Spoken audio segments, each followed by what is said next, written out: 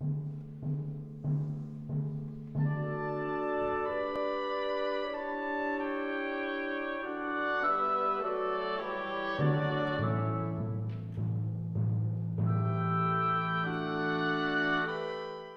Azam, bonjour. Bonjour. Vous avez publié aux éditions L'Harmattan dans la collection Rue des Écoles sur l'oreiller du sable. Alors comment vous est venue l'envie, l'idée d'écrire? J'ai toujours écrit, mais c'est vrai que ce roman m'est venu tout seul, je dirais. C'était une envie depuis un certain moment de mettre sur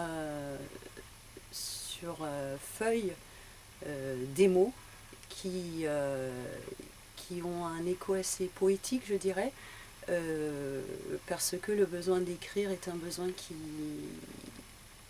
qui m'est venu naturellement. J'ai toujours écrit. Je suis une grande lectrice et j'ai toujours vécu dans cet univers des livres.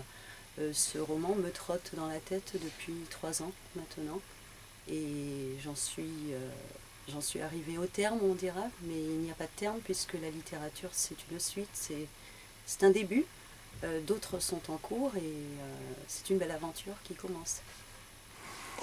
Alors justement, avant de parler de la suite, on va se concentrer sur ce roman-là. Bien sûr. Est-ce que vous pouvez nous résumer en quelques phrases justement l'histoire, le synopsis un peu de ce roman?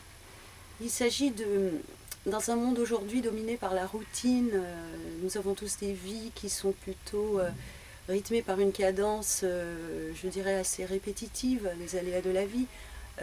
Il s'agit d'une rencontre de deux personnes que rien ne prédestinait à se rencontrer et qui vont aller au-delà de cette rencontre à une quête, la quête, je dirais, de l'autre, la quête de l'essentiel. C'est un homme, une femme, et la mère, d'où l'oreiller du sable.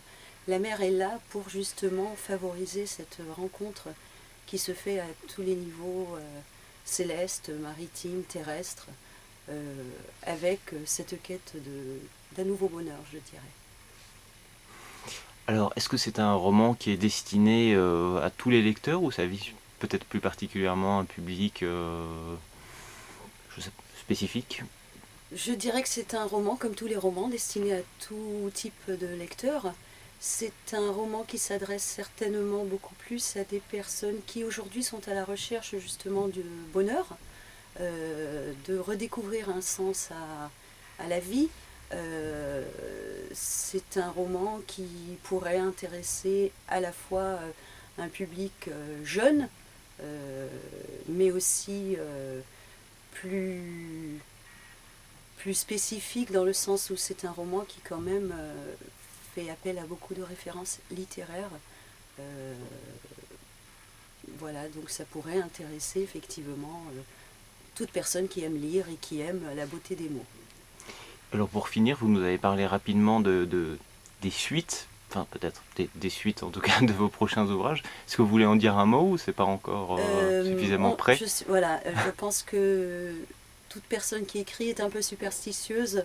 On se laisse emmener par l'aventure de l'écriture et on ne sait pas trop où elle va nous mener. Je préfère laisser les choses en l'état et permettre à mes lecteurs de découvrir au fur et à mesure.